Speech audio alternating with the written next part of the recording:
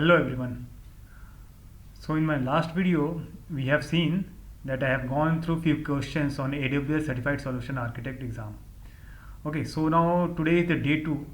In this video as well I will go through few questions and answer with explanation. I will explain step by step. Okay, so that you can understand it properly. So now let us go to the questions. So now the question says, a company is preparing to store confidential data in Amazon S3. For compliance reasons, the data must be encrypted at rest. Encryption key usage must be logged for auditing purposes. Keys must be rotated every year.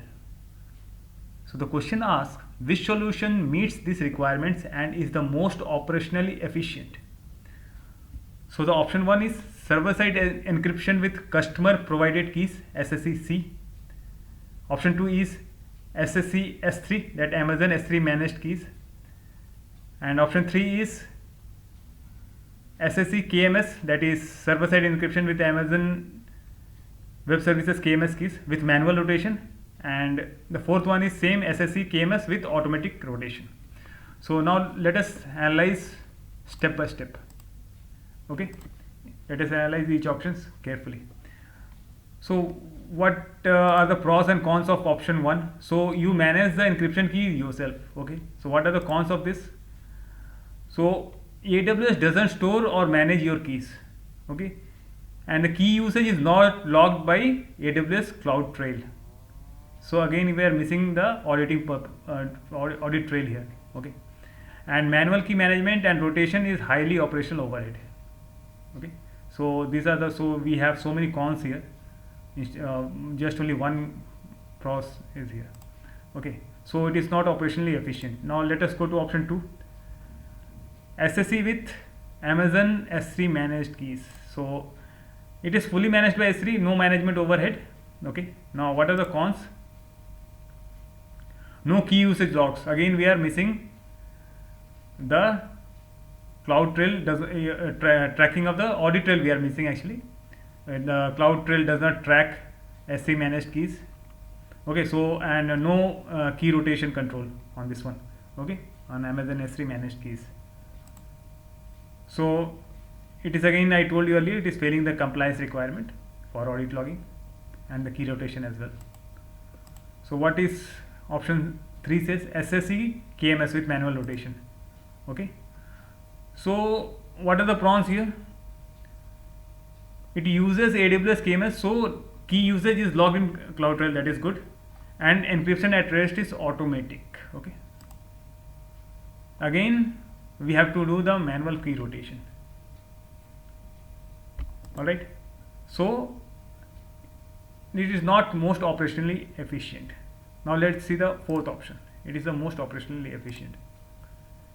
So it says that uses AWS KMS, so every key is audited in CloudTrail, automatic key rotation every year. Okay, so minimal management overhead. So this is the fully meets all the requirements with highest operational efficiency. So final answer is the option 4. Alright, so what is question 2 saying?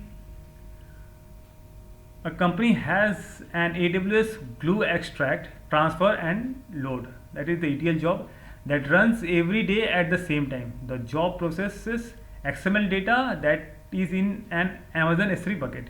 New data is added to the S3 every day, S3 bucket every day, it is saying. Okay, a solutions architect notices that AWS Glue is processing all the data during each run. So what should the solution architect do to prevent AWS Glue from processing old data?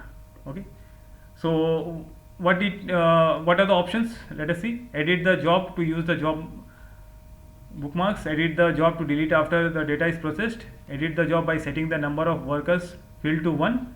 Use the find matches ML transform. Okay, now let us see. So correct answer is what? Edit the job to use job bookmark. What is the reason? Now see. So actually the AWS Glue job bookmarks are designed exactly for this purpose, to track previously processed data and avoid processing old data. Okay, So when it is enabled, Glue automatically keeps track of what data has been processed.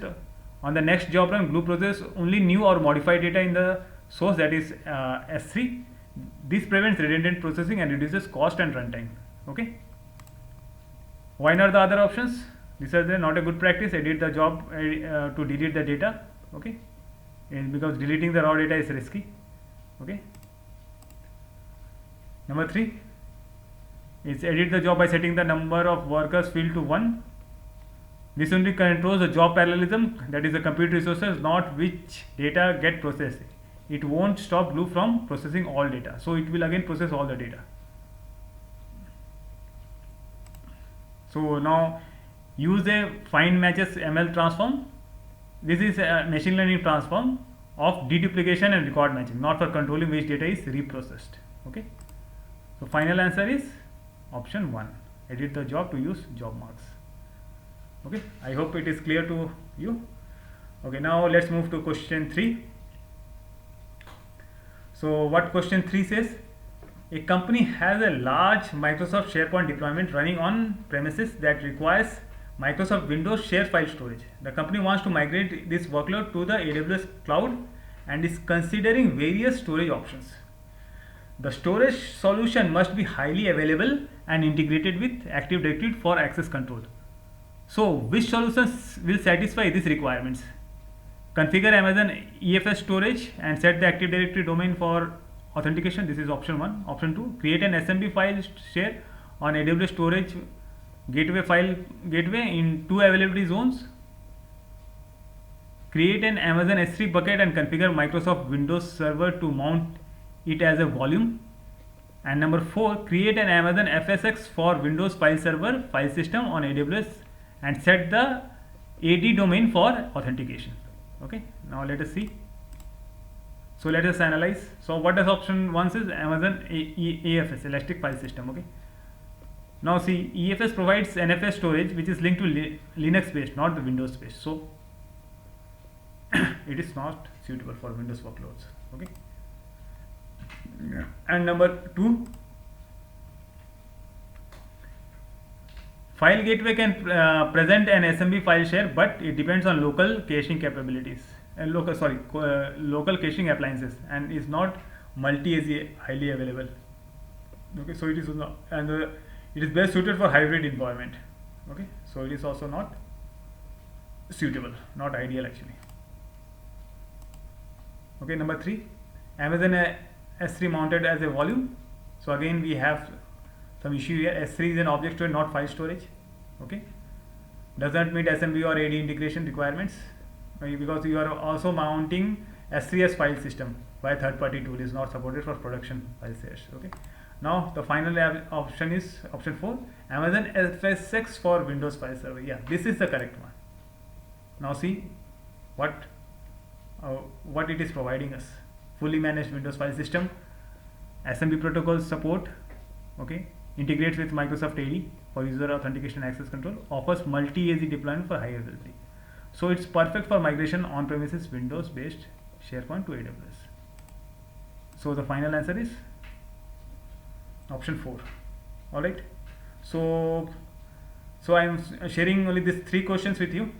In the next video I will bring a few more. So hopefully you like this video, and if you like this, please support me by subscribing the channel and give it a like and share with your friends. Okay, thank you so much for watching. Bye bye.